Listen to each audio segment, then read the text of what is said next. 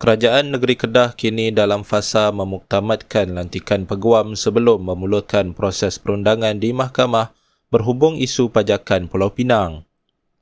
Menteri Besar Kedah, Datuk Seri Mohamad Sanusi Madno berkata, kajian oleh penyelidik daripada pakar sejarah dan perundangan yang dilantik kerajaan negeri telah selesai sejak 15 April lalu.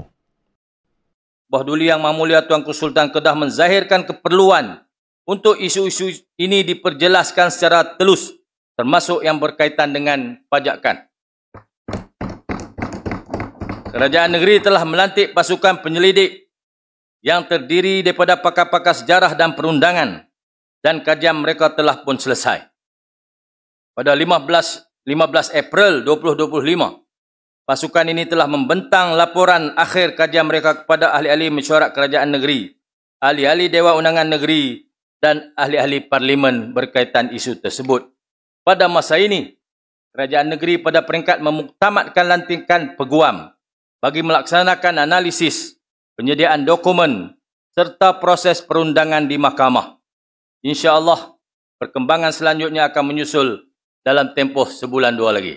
Beliau berkata demikian ketika membentangkan Belanjawan Kedah 2026 di Dewan Undangan Negeri Dun Kedah di Wisma Darul Aman pada Isnin.